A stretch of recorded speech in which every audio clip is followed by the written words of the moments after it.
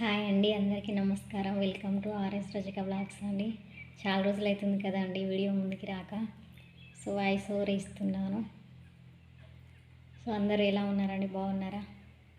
So ఈరోజు recipe వచ్చేసి అటుకుల పోహా చేశానండి. Morning breakfast. టుడే సాటర్డే కదా, సో పోహా చేశాను. సో ఆ రెసిపీ ఎలా ఉంటుందని మీకు వీడియో చూపిస్తాను, చూసేయండి. హాయ్ అండి, అటుకుల పోహా చూడండి ఎంత బాగుందో. సో ఇది మార్నింగ్ బ్రేక్ఫాస్ట్ కోసం చాలా యూజ్ అవుతుందండి, తొందరగా చేసుకోవచ్చు, చాలా సింపుల్గా అయిపోతుంది. 10 మినిట్స్ రెసిపీ అండి, అంతే. సో దీనికోసం ముందుగా నేను ఒక 2 కప్పుల అటుకుల వరకు తీసుకున్నానండి. ఈ అటుకులు 2 సార్లు నీట్గా కడుక్కొని పక్కన పెట్టుకోవాలి. సో పోపు కోసం స్టవ్ ఆన్ చేసి ప్యాన్ పెట్టుకొని ఆయిల్ వేసుకోవాలండి. ఆయిల్ అనేది హీట్ అయ్యిందో లేదో చూద్దాం. హీట్ అయ్యిందండి. ఇప్పుడు ఇందులో పల్లీలు, జీడిపప్పు, జీలకర్ర, ఆవాలు, 2 ఎండుమిర్చి వేసుకున్నానండి. సో అవన్నీ వేసుకొని ఇలా దూరగా ఫ్రై చేసుకోవాలి. ఇది ఫ్రై అయిన తర్వాత అందులో మరి బాగా ఫ్రై కావద్దండి, మాడిపోతే బాగోదు. సిమ్లోనే పెట్టుకోవాలి స్టవ్ అనేది.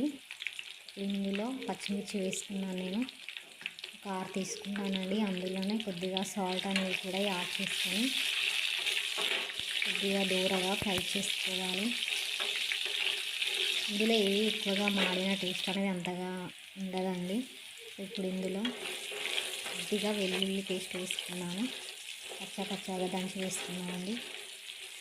ఇష్టమండి, నచ్చకపోతే స్కిప్ చేయొచ్చు. ఇందులో ఇప్పుడు ఉల్లిపాయ ముక్కలు, అలాగే కొద్దిగా కరివేపాకు కూడా యాడ్ చేసుకొని ఇలా మిక్స్ చేసుకోవాలి.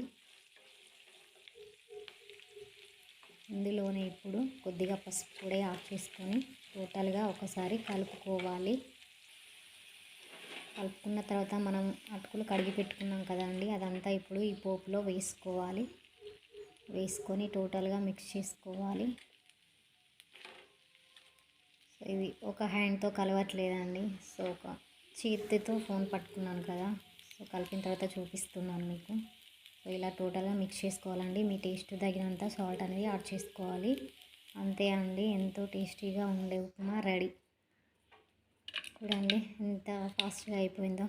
జస్ట్ 10 మినిట్సే అండి, తొందరగా అయిపోతుంది. ఎవరైనా ఇష్టంగా తింటారు.